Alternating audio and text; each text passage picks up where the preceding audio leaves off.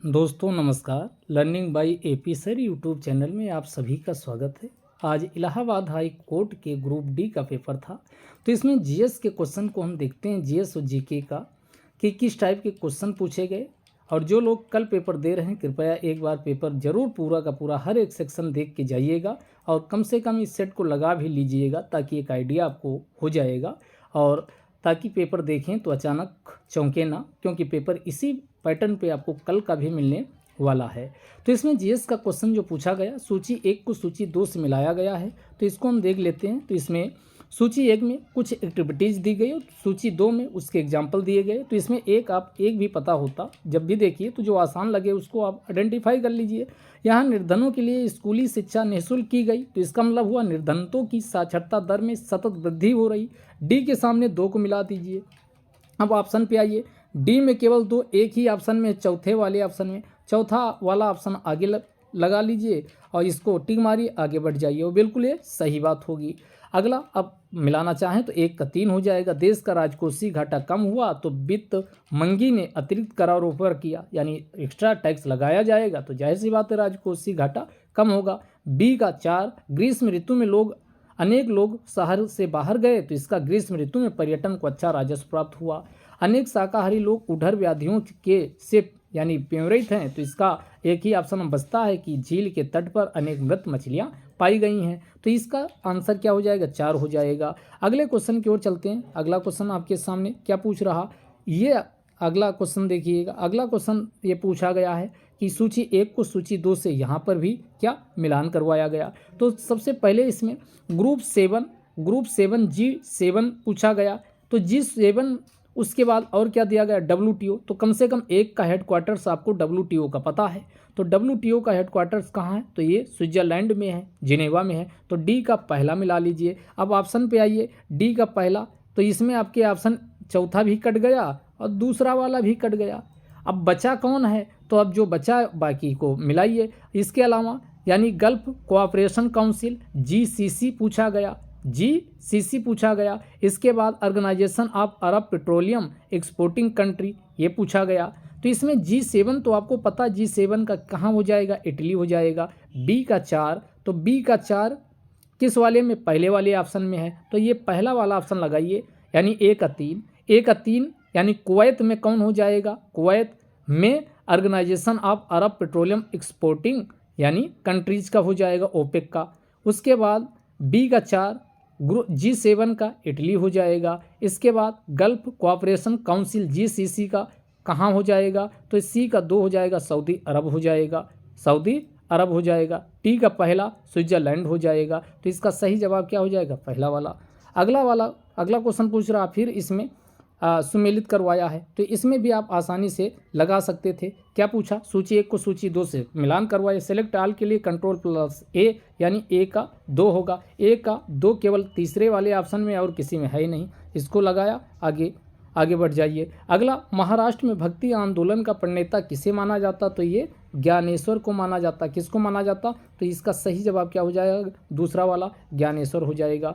अगला, निम्नलिखित घटनाओं को उनके घटित होने के वर्ष के क्रम में लगाइए। तो महात्मा गांधी 1 जनवरी कब भारत आते हैं, तो 1 जनवरी 1915 में। कब, तो ये 9 जनवरी महात्मा गांधी कब आते हैं, तो ये 9 जनवरी 1915 में। तो इनका भारत यानी दक्षिण अफ्रीका से वापस आते। बंगाल विभाजन ये कब हुआ, तो 1905 में हुआ। रौलेट सत्याग्रह 1919 इसमें लगाइए। डांडी मार्च तो ये 1930 हो जाएगा। खिलाफत आंदोलन 1920 हो जाएगा। अब इसमें लगा लीजिए, यानी सही जवाब क्या हो जाएगा, पहले बी से शुरू होगा, कौन वाला, यानी बंगाल विभाजन, ये बी के बाद फिर ए, फिर CED, सबसे लास्ट में कौन जाएगा, डी वाला। तो इसका सही आंसर क्या मिल जाएगा, इसका सही आंसर मिल जाएगा ऑप्शन 3। अगला क्वेश्चन फिर पूछा गया, भारत के संविधान की इस विशेषता के कारण कोई व्यक्ति स्वतंत्रता पूर्वक अपने धार्मिक विश्वासों और परंपराओं का पालन कर सकता है। तो इसका सही जवाब क्या हो जाएगा, धर्मनिरपेक्षता। अनुच्छेद 25, 26, 27, 28 से इससे संबंधित हैं। अगला क्वेश्चन पूछ रहा है राज्य और व्यक्तियों अथवा व्यक्ति समूहों द्वारा प्रचलित और उनके स्वामित्व वाले उद्योग जिसमें राज्य और व्यक्ति दोनों लोग मिलकर कोई एक्टिविटीज करते हैं तो उसी को संयुक्त क्षेत्र उद्योग के नाम से जाना जाता। तीसरा ऑप्शन इसका सही हो जाएगा। अगला वाला क्वेश्चन फिर पूछ रहा, क्या पूछ रहा कि सूची 1 के साथ सूची 2 को सुमेलित करवाना है। भूमि के वर्ण का निर्धारण करता है। सवाह मिट्टी सृजन की दर को प्रभावित करता। भूमि प्रोफाइल की मोटाई का निर्धारण करता है। ऊंचाई और ढलान इसी को उच्चावच कहा जाता है, यानी डी का 2 मिलाइए। डी का 2 केवल एक ऑप्शन में है, यानी दूसरे वाले ऑप्शन में। तो क्वेश्चन को तो लेंदी बनाया गया, लेकिन ऑप्शन आप एक भी पकड़ लेते तो सीधे निकल आता। तो इसका क्या हो जाएगा, 1 का 3। भूमि के वर्ण का निर्धारण कौन प्राथमिक चट्टानें करती हैं, तो इसका 3 से मिला दीजिए। बी का 4। सवाह मिट्टी सृजन की दर को प्रभावित कौन करता, तो जीव जंतु पौधे एवं सूक्ष्म जीवाणु ये सब प्रभावित करते हैं। और सी का भूमि प्रोफाइल की मोटाई का निर्धारण समय करता है। समय जैसा बीतता जाता मिट्टी की मोटाई वैसे यानी परिवर्तित होती जाती है। और इसके बाद डी का 2 ऊंचाई और ढलान ये क्या होता, उच्चावच। तो इसका सही जवाब दूसरा वाला हो जाएगा। सही जवाब क्या हो जाएगा, दूसरा वाला। अगले क्वेश्चन की ओर चलते। अगला क्वेश्चन क्या पूछ रहा, यानी एक तरफ सूची 1 और सूची 2 से फिर मिलान यहाँ करवाया गया है। तो इसमें क्या, विलियम जोन्स, तो ये प्राचीन संस्कृतियों के लिए यानी जो शुरुआत अध्ययन शुरू करने की यानी शुरुआत की तो 1784 में आपको पता विलियम जोन्स के द्वारा एशियाटिक सोसाइटी ऑफ बंगाल की स्थापना की जाती है। तो 1 के सामने 2 को मिला दीजिए। 1 के सामने आगे अंग्रेजी शिक्षा का पक्षधर कौन था, संवर्धन, तो ये लॉर्ड मैकाले। तो इसका सही जवाब क्या हो जाएगा, 1 का 2 हो जाएगा। क्या हो जाएगा, 1 के साथ 2 को मिलाइए। उसके बाद थॉमस मैकाले अंग्रेजी शिक्षा का संवर्धन, इसका सी का पहला। तो सी का पहला केवल एक ऑप्शन में है, किसमें है, यानी सी का पहला, ये दूसरे वाले ऑप्शन में सी का पहला, 1 का 2। उसके बाद महात्मा गांधी, तो अंग्रेजी शिक्षा के आलोचक हमेशा महात्मा गांधी थे, तो डी का 4 यहाँ पर हो जाएगा। और प्राकृतिक प्रवेश में सीखना ये रविंद्रनाथ टैगोर की थी, तो एक का यानी बी का 3 हो जाएगा। सही ऑप्शन दूसरा वाला होगा। अगला क्वेश्चन फिर यहाँ हवाई अड्डा का आपको सुमेलित करवाएगा। नेताजी सुभाष चंद्र बोस हवाई अड्डा कोलकाता में, 1 का 4। इसके बाद आगे अगले आइए, इंदिरा गांधी अंतर्राष्ट्रीय हवाई अड्डा, ये दिल्ली में है, बी का 3, तो 1 का 4। और उसके बाद बी का 3 आगे भी छत्रपति वाला मुंबई में, तो इस सी का पहला। और डी का 2 गुरु रामदास जी अंतर्राष्ट्रीय हवाई अड्डा, तो ये अमृतसर में। इसका सही आंसर यानी चौथा वाला हो जाएगा।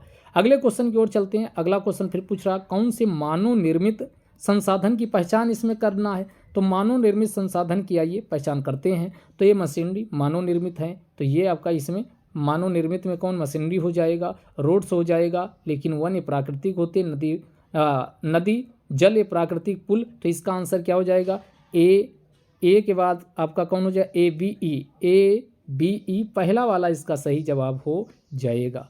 अगले क्वेश्चन की ओर चलते। अगला क्वेश्चन फिर पूछ रहा है, निम्नलिखित में से कौन बौद्ध तीर्थ यात्रियों की पहचान कीजिए।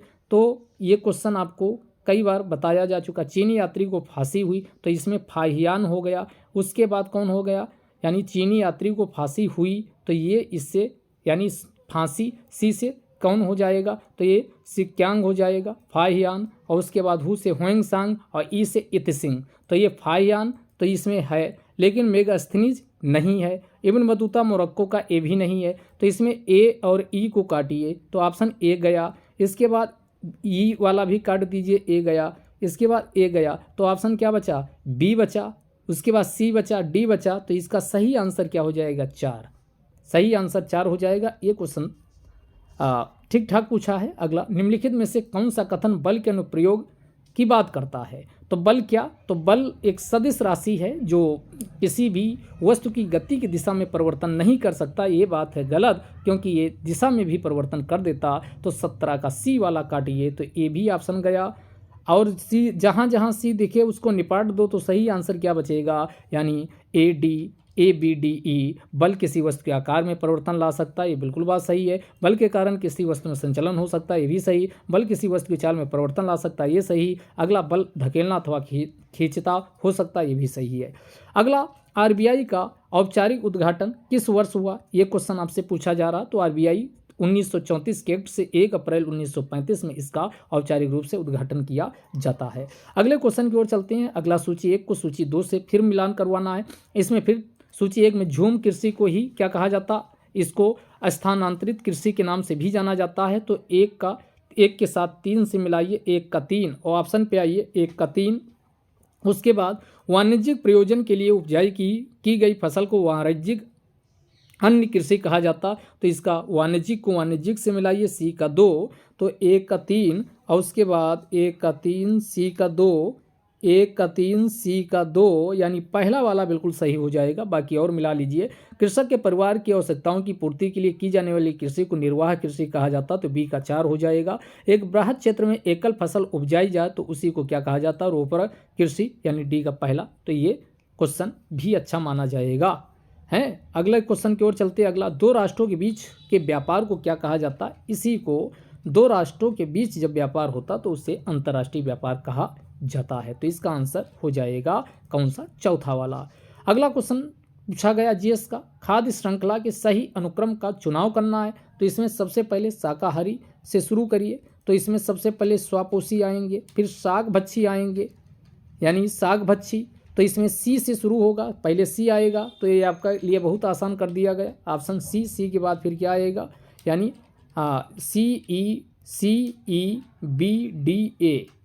सबसे लास्ट में कौन जाएगा यानी सर्वभक्षी ए वाला जाएगा। तो ये ऑप्शन हो जाएगा यानी इसका चौथा वाला सी कौन हो जाएगा। सबसे पहले सी से शुरू होगा तो सी, उसके बाद ई, उसके बाद बी साग भच्छी, फिर डी में मांस भच्छी, फिर सर्वभक्षी लास्ट में ए आएगा। तो इस प्रकार आपका ये क्वेश्चन थे जो हमने आपके सामने सारे आंसर की का डिस्कशन किए। वीडियो पसंद आया तो लाइक कर दीजिए, शेयर कर दीजिए और फिर इसी प्रकार इसका डिटेल एनालिसिस के लिए आपको वीडियो बहुत जल्द ही प्राप्त होगा। तब तक के लिए जय हिंद, जय भारत।